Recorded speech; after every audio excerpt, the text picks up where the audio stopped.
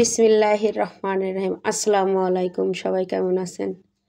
আজকে চলুন ফ্রিজ ছাড়া কিভাবে আচার সংরক্ষণ করা যায় কাচের বয়ামে দীর্ঘদিন তবু নষ্ট হয় না। এই আচারটা আপনারা অনেক কিছু দিয়েই খেতে পারেন।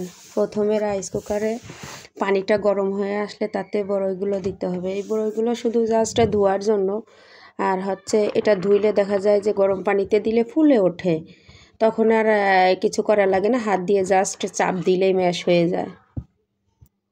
গরম পানি দিয়ে ভালো করে ধুয়ে নিয়ে তারপরে এদিকে যাই মূল পর্বে। আচারের জন্য ওই যে শুকনো লঙ্কা, তারপরে গোটা জিরা, তেজপাতা, দারচিনি আর এলাচ ফল দিয়ে একটু শুকনো খোলায় ভেজে নিতে হবে। এরপর পাঁচফোড়নগুলো আলাদা করে আমি নিয়েছি যাতে ওটার সাথে এটা না মিক্সড হয়। এটা যেহেতু ছোটো পুড়ে যেতে পারে, ওগুলো একটু সময় নিয়ে ভাজতে হবে, এই জন্য এগুলো শুকনোগুলাই আলাদা আলাদা করে ভেজে নিয়ে একটা মিক্সিতে দিয়ে দিয়েছি। এটা একদম ফুল গুঁড়া করে নিতে হবে, 2-3 বার বিট করে নিতে হবে মিক্সিতে। গুঁড়াটা যাতে মিহি হয়ে আসে, একদম গালে যাতে না লাগে আচারের সাথে। ওই যে আমি দেখাচ্ছি, দেখেন একদম মিহি হয়ে গেছে, আমরা যেরকম জিরা গুঁড়া করি। আচ্ছা, এরপর কড়াইটা চুলাতে বসিয়ে দিয়ে কড়াইটা গরম হয়ে আসলে তাতে পর্যাপ্ত পরিমাণে সরিষার তেল দিয়ে দিতে হবে। এই তেলটা একটু বেশিই দিতে হবে, যেহেতু আমি ফ্রিজে সংরক্ষণ করব না, এই জন্য আমাকে একটু বেশি দিতে হবে। এরপর 2 বড় সাইজের রসুন ছিল, এটাকে আমি কুচি করে নিয়েছিলাম। আচ্ছা, রসুনগুলো একটু নেড়ে চেড়ে লালচে করে নিতে হবে, নাড়াচাড়া দিয়ে। এরপর শুকনো লঙ্কাগুলো আমি কুচি করে নিয়েছি, 2-3টা তেজপাতা নিয়েছি।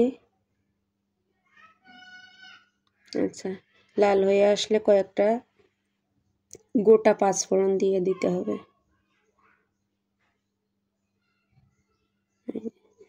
পাঁচফোড়নটা একটু পরেই দিতে হবে, যেহেতু রসুনটা লাল হতে সময় লাগবে, আগে দিলে পুড়ে যেতে পারে। এরপর একটু নাড়াচাড়া দিয়ে সব কিছু যখন দেখবেন লাল হয়ে এসেছে, তখন বড়ইটা ওই যে আমি যে সেদ্ধ করে নিয়েছিলাম, বেশি ম্যাশ করতে হয় না, হাত দিয়ে একটু চাপ দিলে ম্যাশ হয়ে যায়। সবগুলো বড়ই আমি এক এক করে দিয়ে নাড়াচাড়া দিয়ে নিব।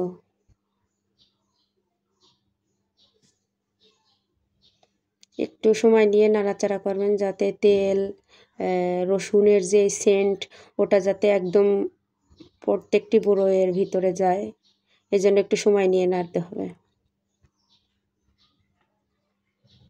এরপর চিনিটা দিয়ে দিই। চিনিটা আপনারা আপনাদের স্বাদ অনুযায়ী দেবেন, বা আচারে কেউ মিষ্টি খেতে পছন্দ করেন, আবার কেউ টক খেতে পছন্দ করেন, সে অনুযায়ী দিবেন। বড়ই হিসেব করে দিবেন, বড়ই যতটুকু সেই মাপে আপনি দিতে পারেন। এরপর যে শুকনো মশলাগুলো বিট করে রেখেছিলাম গ্রাইন্ডারে, ওটা দিয়ে দিব আচারের মধ্যে। এই আচারটা আপনারা 2-1 দিন রোদ দূরে শুকাইতে পারেন। রোদ দূরে শুকাইলে দেখা যায় এ বছরের আচার আপনি ওই বছরেও খেতে পারেন, কাচের বয়ামে রেখে দিলে। এটা আপনাকে ফ্রিজে রাখতে হবে না। ফ্রিজে যেহেতু বিদ্যুৎ থাকে না, নষ্টও হয়ে যায়, দেখা যায় 1-2 দিন বিদ্যুৎ থাকে না। এই আচারটা আপনি ডাউল ভাতের সাথে খেতে পারেন, খিচুড়ির সাথে খেতে পারেন, এমনি মেহমান আসলেও নাস্তার আইটেমের সাথে দিতে পারেন।